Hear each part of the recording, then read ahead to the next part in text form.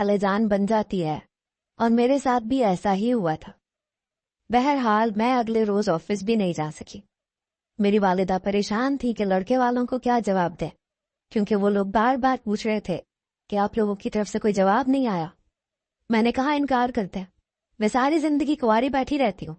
मेरी बहनें और बहनोई जिद में अपने भाइयों को कुंवारा बिठा के रखे। मैं भी देखती हूँ कौन कब तक ऐसे बैठा रहता है। जब उन सब की शादियां हो जाएंगी तो फिर मैं भी कर लूंगी। मेरी माँ कहने लगी, फिर जैसे तुम्हारी उम्र बड़ी शादी की रह जाएगी ना। मैंने कहा अम्मा तो मैं क्या करूं, घर को जंग का मैदान बना दूं?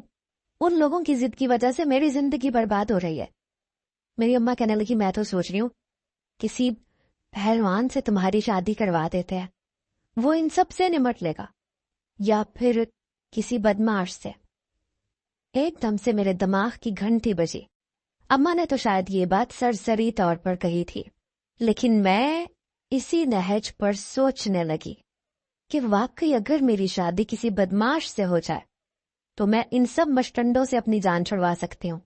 लेकिन सवाल ये पैदा होता था कि मैं एक आध बदमाश कहाँ से लाती, और वो बदमाश मुझसे शादी के लिए क्यों तैयार होता। पहले तो मैंने अपने मोहल्ले के आवारा लड़कों को देखना शुरू किया कि कौन ऐसा है जिसकी शक्ल कुछ बेहतर है, या जिसके साथ जिंदगी गुजारी जा सकती है, जो मेरे 6 के 6 बहनोइयों से पंगा ले सकता हो। लेकिन ऐसा कोई नहीं था। बहरहाल मैं ऑफिस से वापस आकर इसी बारे में सोचने लग जाती थी कि अब मुझे क्या करना चाहिए। फिर मैंने फेसबुक पर सर्च करना शुरू कर दिया कि शायद वहीं पर कोई फाइटर मुझे मिल जाए जिससे मैं दोस्ती कर लूं, लेकिन अभी तक मैं नाकाम थी। एक बार मैं ऑफिस में काम कर रही थी जब मेरे बॉस ने कहा कि शिजा ये फाइल मुझे आज ही चाहिए। मैंने कहा सर टाइम देखे 5 बज रहे हैं। कहने लगे तो क्या हुआ? मैंने कहा मुझे घर वापस जाना है, 5:30 बजे ऑफिस टाइम ऑफ हो जाता है। कहने लगे मैं कुछ नहीं जानता, कल मीटिंग है, मुझे ये फाइल कंप्लीट करके दो। मैंने कहा सर इसमें 2 घंटे लग जाएंगे, मुझे 7:30 बज जाएंगे, मैं वापस कैसे जाऊंगी? आखिरी बस 5 बजे जाती है। कहने लगे मैं आपको ड्रॉप कर दूंगा, कोई मसला नहीं है, मैं भी ऑफिस में ही हूं, कहीं नहीं जा रहा, 1-2 लड़कियां और भी हैं, आप फिक्र ना करें। मैंने कहा ठीक है। मैं फटाफट उस फाइल का काम निपटाने लगी, लेकिन मैं जानती थी जितनी भी जल्दी कर लूं 7:30 बजे से पहले फारिग नहीं हो सकती। मैंने तो गर्दन उठाकर नहीं देखा, वो 2 लड़कियां भी जा चुकी थी। ऑफिस में या तो मैं थी या फिर मेरा बॉस था, जो निहायत ही शरीफ किस्म का इंसान था। मुझे उससे कोई भी खतरा नहीं था, क्योंकि आज तक कभी उसने कोई बदतमीजी से बात। हाल मेरी 6 बहनें थीं और 6 ही उनके देवर। यहाँ तक कि मुझे उन लोगों के नाम तक याद नहीं थे। बस ये पता था कि रुकैया आपा का देवर है, नजमा आपा का, और ये जुलेखा आपा का। इस तरह सफिया, जमीला और जोरा। मुझे उन नौजवानों के नाम तक नहीं पता थे जो मेरे पीछे हाथ मुंह धो के नहीं बल्कि नहा के पीछे पड़े हुए थे।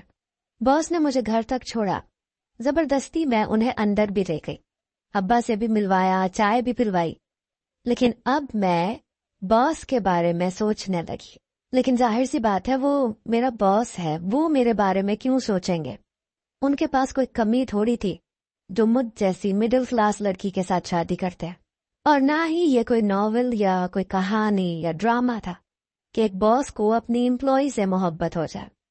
खैर मोहब्बत तो मुझे भी नहीं थी, लेकिन जब मुझे एक कोलीग से ये पता चला कि बॉस अच्छी खासी फाइटिंग जानते हैं और किसी दौर में उन्हें फाइटर बनने का जुनून की हद तक शौक था, तो मैं दिल ही दिल में उनकी फैन हो गई। वो तो मेरा मसला मिनटों में हल कर सकते थे, और वो मेरी सारी बहनों के देवरों की अच्छी खासी खिंचाई करते थे, तो मेरी जिंदगी में तो सुकून आ जाता। लेकिन वो मेरे लिए ऐसा क्यों करेंगे? जितना वो हैंडसम थे, फाइटर थे, उतने ही शरीफ थे। आज तक किसी भी एम्प्लॉय लड़की को उन्होंने आंख उठा के नहीं देखा था, और मैं ये भी नहीं चाहती थी कि मैं अपने मुंह से उनसे ये कहती फिरूं कि आप मुझसे शादी कर लें, क्योंकि मुझे अपनी बहनों के देवरों से जान छुड़वानी है। अगर वो इनकार कर देते तो मैं कितनी शर्मिंदा होती, हो सकता है ऑफिस से भी निकाल देते। अब मैं ये सोच रही थी कि क्या करूं और क्या ना करूं। फिर मैंने सोचा मुझे सर से बात करके उनसे मदद मांग लेनी चाहिए। मैंने यही किया। 1 हफ्ता मैंने सर का सारा काम बड़े अच्छे तरीके से किया, वरना मेरी एक दो गलतियां निकल ही जाती थी, जिस पर जरा सी डांट भी पड़ जाती थी। सर बहुत खुश थे। कहने लगे, मिस शिजा, आपने सबसे अच्छा काम किया है और मैं इस बार आपको बोनस दूंगा। मैंने कहा, आप मुझे बोनस ना दें, बस मेरा एक काम कर दें। वो कहने लगे, वो क्या? मैंने कहा, सर वो मैं आपको यूं सबके सामने नहीं बता सकती। कहने लगे, अच्छा आप मेरे ऑफिस में आ जा। मैंने कहा, फ्री है ना आप, कोई मीटिंग तो नहीं है ना आपकी? कहने लगे, नहीं होगी, ऐसी कोई खास मीटिंग नहीं है। मैं उनके ऑफिस में चली गई। वो अपनी रिवॉल्विंग चेयर पे बैठ गए। मुझे कहने लगे, बैठे। मैं सामने कुर्सी पर बैठ गई। कहने लगे, अब बताए। मैंने कहा, सर जवाद, मुझे आपकी मदद की अशद जरूरत है। कहने लगे, कैसी मदद? क्या पैसों की जरूरत है? मैंने कहा, नहीं, पैसों की जरूरत नहीं है।